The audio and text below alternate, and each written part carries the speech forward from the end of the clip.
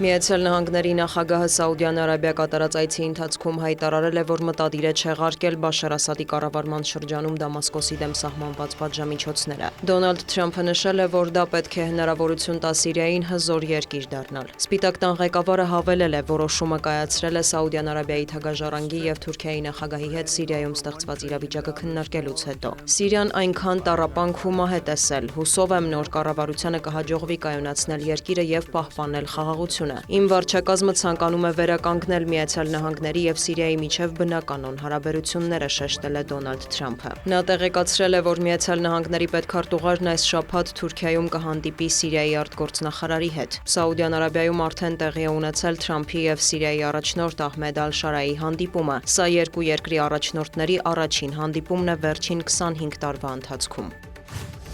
Դոնալդ Թրամփը հայտարարել է, որ Մարկո Ռուբիոն եւ ամերիկացի այլ պաշտոնյաներ կմեկնեն Ստամբուլ ռուս-ուկրաինական հարցով նախատեսված բանակցությունների համար։ Տեսնենք ինչ որ բանի կհասնենք, կարծում եմ հանդիպումը կարող է տեղի ունենալ մայիսի 15-ին։ Հուսով եմ լավ արդյունք կունենանք, հավելել է Սպիտակ տան ղեկավարը։ Ակնկալվում է, որ Թուրքիան մեկնելու նաեւ ԱՄՆ նախագահի բանագնացներ Սթիվ Ուիտկոֆը եւ Քիթ Քելոգը։ Երեկ Քելոգը հայտարարել էր, որ եթե Վլադիմիր Պուտինը մեկնի Թուրքիա բանակցելու Կիևի հետ, Ստամբուլում կլինի նաեւ Թրամփը։ Թե ով գլխավորի ռուսական պատվիրակությունը դեռ հայտնի չէ, շրջանառվում է Ռուսաստանի արտգործնախարար Սերգեյ Լավրովի անունը։ Վոլոդիմիր Զելենսկին կրկնել է, որ պատրաստ է Թուրքիայում հանդիպել Վլադիմիր Պուտինին եւ կբանակցի միայն նրա հետ։ Ուկրաինայի նախագահն ընդգծել է Կիև-Մոսկվա ուղիղ բանակցությունների կարեւորությունը։ Նա նշել է, որ ցանկանում է Պուտինի հետ քննարկել երկու հարց՝ հրադադարը եւ գերիների փոխանակումը։ Ոչ ոք չգիտի որքան կտևի պատերազմը, բայց ոչ 10 տարի։ Ուկրաինան չի դիմանա, պատերազմը շատ թանկ է բոլորի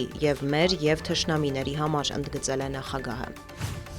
Եթե Մոսկվան հրաժարվի հրադադարից, նորից պատժամիջոցներ կկիրառենք, նախազգուշացրել է Ֆրանսիայի նախագահը։ Էմանուել Մակրոնն ընդգծել է Ուկրաինային աջակցությունը շարունակելու անհրաժեշտությունը։ Մենք պետք է օգնենք Ուկրաինային պաշտպանվել, բայց չենք ցանկանում երրորդ համաշխարհային պատերազմ սկսել։ Պատերազմը պետք է դադարեցվի, բանակցություններում Ուկրաինան պետք է ուժեղ դիրքերում լինի, ասել է նա։ Մակրոնը տեղեկացրել է, որ Փարիզը կշարունակի ներդրումներ կատարել ամրապնդելու ուկրաինական բանակը եւ խաղաղության պայմանագրի կնքումից հետո երաշխավորելու Ուկրաինայի անվտանգությունը։ Նա առաջարկել է առաջնագծից հեռու զորքեր տեղակայել լրացուցիչ անվտանգություն ապահովելու համար։ Ֆրանսիայի նախագահը նաև համոզմունք է հայտնել, որ բանակցային սեղանի վրա պետք է լինի այդ թվում տարածքների հարցը, սակայն Ուկրաինան չի կարող վերականգնել 2014 թվականի սահմանները, եւ Կիևը դա հասկանում է։ Մակրոնը նաև հայտարարել է, որ Փարիզը պատրաստ է եվրոպական երկրների հետ քննարկումներ սկսել իրենց տարածքներում միջուկային զենք կրող ֆրանսիական ռազմական ինքնաթիռներ տեղակայելու վերաբերյալ, ինչպես դա անում է Միացյալ Նահանգները։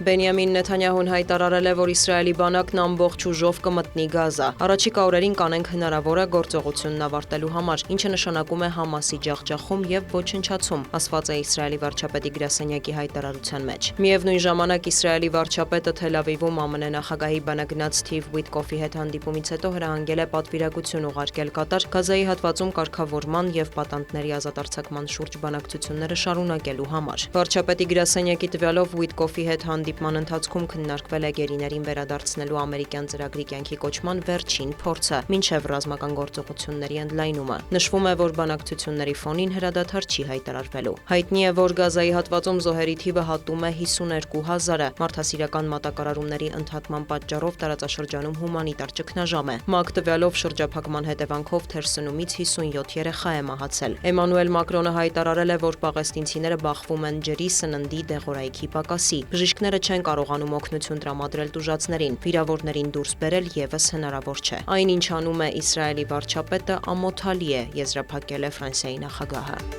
Դիանա Գասպարյան, լուրեր։